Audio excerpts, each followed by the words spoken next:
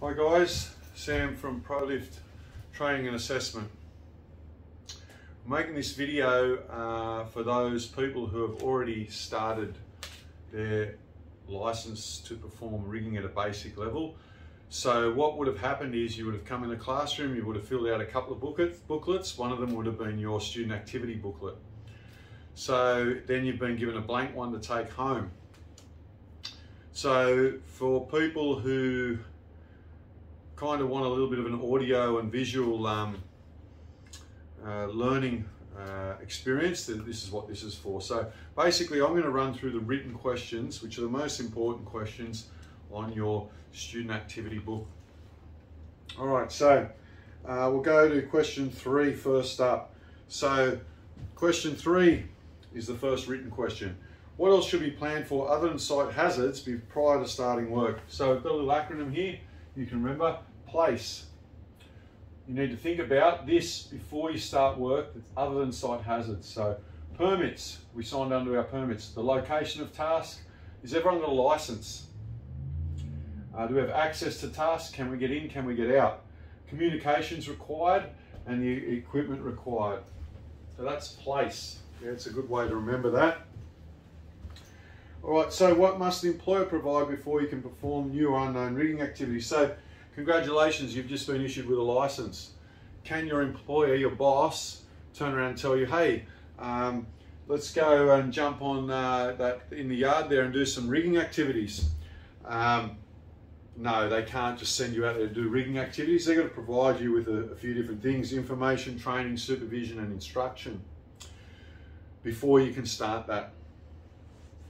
All right, so number 5, if a high-risk worker is not working safely under a high-risk work license, what can the Work Health and Safety Regulator do? So think about the Work Health and Safety Regulator as like the police, okay? What do the police do if they pull you over because you're driving dangerously? Well, first thing they do is bring out the fine book. So they fine you. They may prosecute you.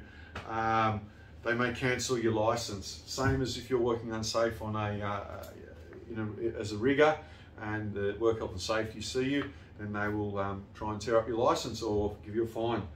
All right, so what obligations do employers have to ensure the health and safety of all workers? So when you come into this RTO here, you come up the stairs and the first thing you notice is we've got adequate facilities or adequate amenities. We've got toilets, drinking water, first aid equipment, stuff like that. So what obligations do employers have to ensure the health and safety of me in my workplace? They have to provide adequate amenities. All right, so that's one of your answers. They've got to provide safe work instructions. They've got to provide a safe environment, and they've got to provide safe plant and machinery. Next, what's your duty of care personally? Your duty of care is to work safe, don't hurt yourself, don't hurt others. That's question 7. Question 8, what rigging tasks is a basic rigger license to conduct on a work site? So you can do dogging work. You can install safety nets, you can install static lines, you can install structural steel, and you can erect hoists. It's 5. You can do a couple more things, but you only need to remember 5. What documents can help you obtain workplace safety, workplace health and safety information? So you've got here, you've got your codes of practice. Yep. You've got Work Health and Safety Acts is another one. You've got your SWIMs, which you've signed on to each morning, and you've got relevant Australian standards. So Australian standards are the stuff that's on your helmets, those little tick, tick, tick, tick, tick on your helmets here. Got your tick, tick, tick, tick, tick, tick, tick there to say it's an Australian standard. Same with your slings and stuff like that. They've got an Australian standard on them. All right, so question 12. What is the meaning of the following terms? A hazard. What's a hazard? Something that has the potential to harm you. So it could be anything. A car, a knife, you know, anything has a potential to harm you. What is a risk? It is the possibility of harm from exposure to the hazard. So possibility, chance of harm from the hazard. What type of workplace hazards needs to be considered prior to undertaking rigging activities? So take a look outside. You've got, you know, wind, rain, sun, power lines, trees, vehicles, pedestrians, ground conditions, all that stuff is outside there. You can look out your window and see that. And then question 17, what controls can you put in place for the safety of other workers in your area? So barricading, signage and spotters. What visual signs can help you identify the location of power lines on your work site? You've got tiger tails, marker balls, look up and live signs. What distance is an unauthorised person required to maintain when working near electric lines in your state? So as a rigger, it differs from the other high-risk tickets, but the distances are 3 metres, 4.5 metres, 5 metres and 6 metres with varying numbers there, the voltages, all right? So just need to remember those. If necessary, how can you work closer than the prescribed distances? Or you need to contact the power company, you need to isolate and insulate the lines and use a trained spotter. How should you respond to an unsafe incident that occurs during rigging or dogging operations? Rigging operations is better. So we stop, resolve the issue if possible, record the incident and report the incident.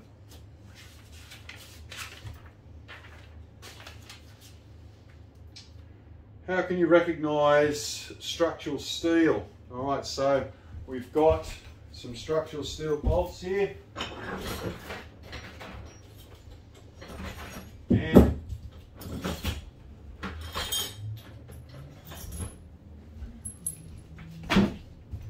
you've got arcs on the nuts. You've got nibs on the washer, and you've got radial lines and 8.8 on the bolts. If you need to, you can draw them in your exam. What is the risk if we don't use correct nuts, bolts and washers to erect steel? You're going to have structural failure. Okay, so next we've got our diagram here of our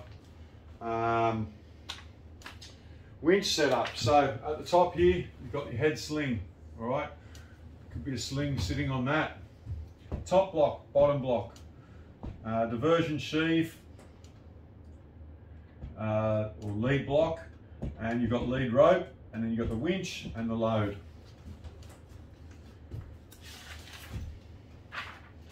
Next question, what's the mechanical advantage when applying the hoisting in the direction shown? So your instructor today should have shown you a little bit about this, but the first one is 3 to 1, the second one is 4 to 1, the third one is 2 to 1. Now we're going to do the first of our calculations. We're going to do a 20-ton load with a grooved drum of 0.2, and we're going to have 2 parts in the purchase and the 90-degree angle, 1.41, and that's all the information we have. So distance to the lead block, equals the width divided by 2 times whether it's grooved or ungrooved. So what's this one? It is grooved. So we've got the number 12 there, times 12 equals what? So 0.2 divided by 2 times 12 equals, the answer is 1.2 metres. Next one, we've got our load on the lead rope. We need to work out our load on the lead rope. There's a couple of parts to this question, so we'll do 2A first. And what we do is load divided by parts in purchase equals Beckett load. All right, so the load is 20 tonne. 20 tonne. Actually just 20. 20 divided by parts in the purchase, so that's the parts in the purchase there, yeah? 2 equals 10. All right, that is part A done. That is our Beckett load. So B,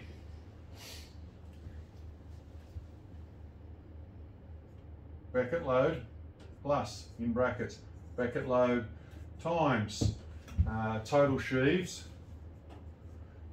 times friction, 0.05. So there is 1, 2, 3 sheaves, total sheaves in the purchase. Oh, sorry, total sheaves in the whole setup, right? That's the purchase, that's the whole setup. So Beckett load is 10 plus, in brackets, we'll do the stuff in brackets first, 10 times 3 times 0.05. What does that equal? That equals 1.5. So 10 plus 1.5 equals 11.5 tonne. That is our load on the lead rope. That's there and there. So the first one, yeah, that is our distance to the lead block. That's that one from there to there. 1.2 metre minimum. Second question is our load on the lead rope. This is the lead rope here, yeah? 11.5 tonne. Part 3, we're going to work out our load on the head sling. So this here is the head sling that sits into our beam or whatever. It's simply the load on the lead rope plus the load equals load on the head sling. So 20 plus 11.5 equals 31.5 tonne. And then lastly, we're working out what is the load on the lead block. So we've got to put our load on the lead rope, which is 11.5 times the angle factor. Let's make that LLR times the angle factor. So load on the lead rope is 11.5 times the angle factor 1.41, which equals 16.215. We only go to 2 decimal places, so we just rub that 5 out, all right? 16.21 tonnes on that there. So just make it a little bit neater. And that's a sped up version of your calculation. So there's your the way to do them there, equations, and then just lay it out like that. Obviously this one here, I've skipped it a little bit, but 20 tonne plus 11.5 tonnes, so you could actually put that there. 20 tonne plus your 11.5 equals that, 31.5. So yeah, we're just rehashing on what we've done today. So when you get back in your classroom, if you want your teacher to go over it a bit slower, just go back over it again. All right, so next question is complete the following questions. What is a dynamic force? Dynamic force is forces caused by the movement of the crane. What is a wind force? The force of wind on the load and the crane. What formula is used to determine the minimum groove depth for a wire rope purchase block? It is 1.5 times the diameter. Next, what type of safety equipment should a basic rigger check before working at heights? So we are talking about not basic stuff. So talking about your harness, lanyard, inertial reel, static lines and safety nets, stuff like that. What will cause a lanyard or safety harness to become unsafe for use? Frayed, split, chemical damage, UV damage, no tag or illegible tag.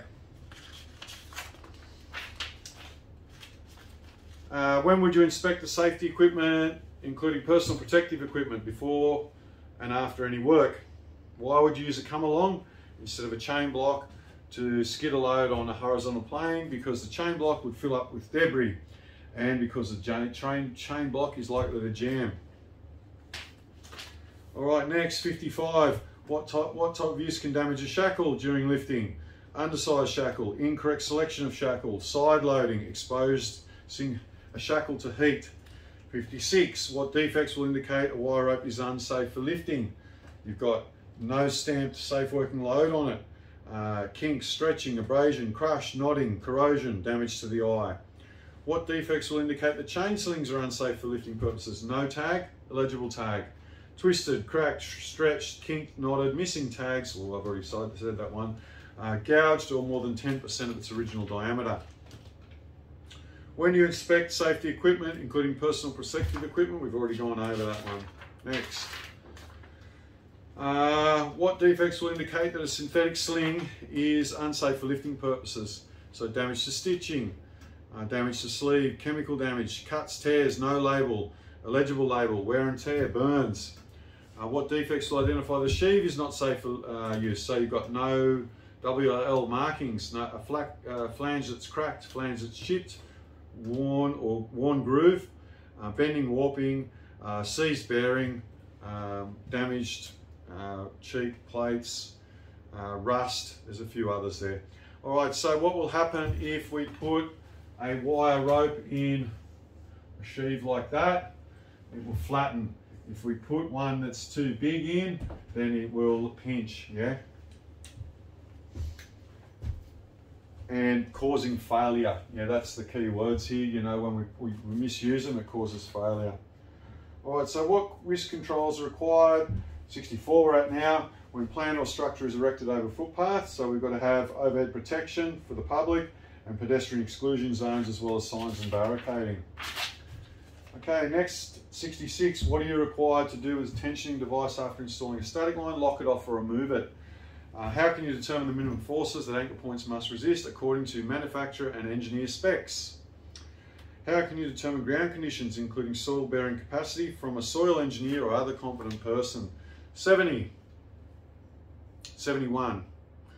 Why do you need to establish suitable and stable ground before commencing rigging activities to ensure it can support the weight of the load to be placed on it? 72. What is required to support the first installed truss before wind bracing is fitted? Fit temporary guys to the apex of the truss. 73. What angle should the portable ladder be positioned against the structure? 75 degrees or a 4:1 ratio. How would you stabilise a recently erected freestanding column on a portal frame? Flexible steel wire rope guys, or FSWR guys. What equipment can be used to separate lifting gear from a load without the need for climbing? An EWP or remote release shackles. What tools can be used to plumb and level columns during structural steel erection? So we've got hammer, guys, packers, levels, turf oars, come-alongs and steel wedges. So we've got all that stuff in the classroom here. We've got, you know, come-alongs, turf oars. So that's what they look like. And that's a turf oar, T-I-R-F-O-R, turf oar. What tool would you use to locate and pin a steel beam? Podger. How would you position the first two bolts on a beam diagonally opposite? Why would you position the first two bolts on a beam diagonally opposite? To ensure alignment and stop it from rolling. What are the risks of a steel beam in a tight position and the crane's pulling on it? So number 80. You can have uncontrolled movement if it springs free. If it springs free, it could strike someone, damaging equipment. Or it could hurt somebody. Shock loading the crane and all that sort of stuff. So what type of spanner shouldn't we use for tightening bolts when working at heights? Shifting spanner, and we need to use a correct ring spanner. How is precast concrete panel different to tilt-up? So precast is manufactured off-site. Tilt-up is manufactured on-site. Who is responsible for determining the lifting points on a precast concrete beam? So 84 is the manufacturer. 85, how would you attach lifting equipment to a precast concrete panel according to the manufacturer's specifications? What would you inspect the lifting clutch for before securing it to the insert? Damage, cracks, distortion, foreign matter, debris in the mechanism functioning correctly, suitable identification marked on the lifting clutch or attachment. All right, so what information? 87 must be marked on the clutch or attached tag. Unique identifier, manufacturer's symbol, working load limit. Can a 5-ton working load limit lifting clutch, is it compatible with a 2.5-ton insert? No. The clutch can disconnect and be damaged from different sizing. When do lifting clutches need to be proof tested? Every 12 months. What plan would provide details on lifting angle between inserts of precast panels and beams? So you've got your lifting plans there. that would have that sort of stuff in it. And what methods can we terminate the ends of a wire rope static line? So we can have double saddle clamps like that. We can have wedge sockets, swages, machine splice with thimble eye, or we got wedge sockets as well, same as on the crane. What can be used to tension a static line? So we've got our come-alongs, yeah, we've got a turf oar, and we've got our turnbuckles as well, turf oar, and then we've got our turnbuckle there.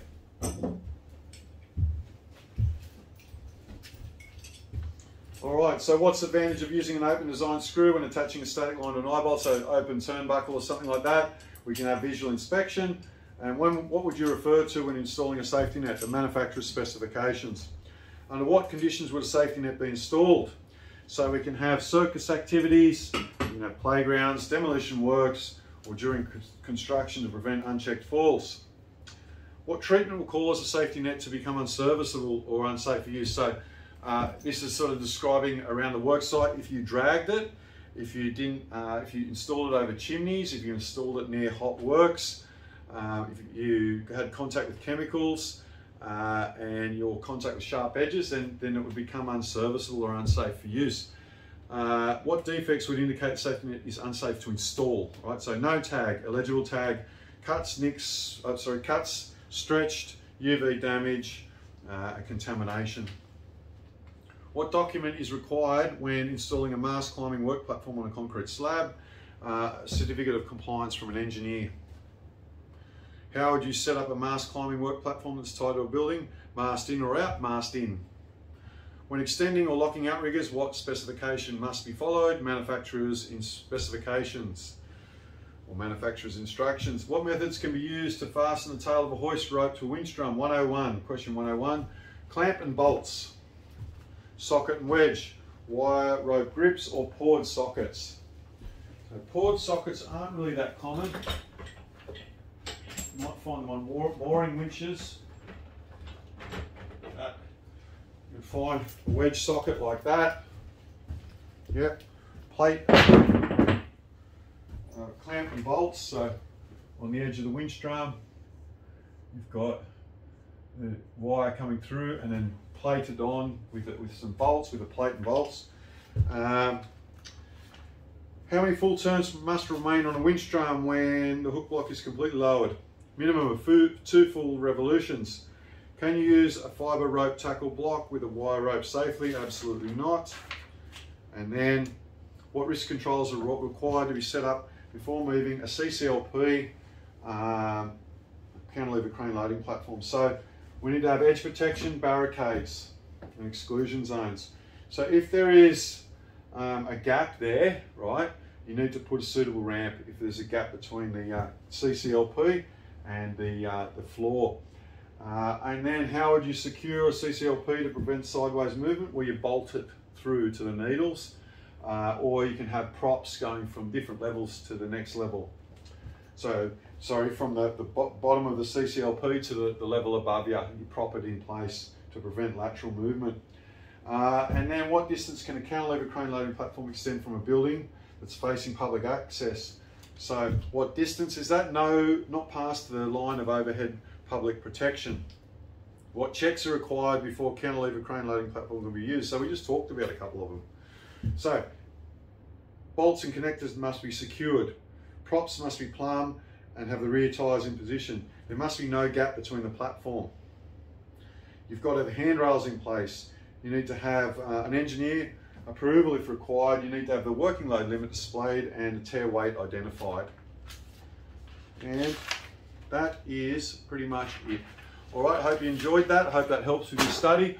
I'll see you for a couple more pointers on my videos. Cheers, adios, catch you later.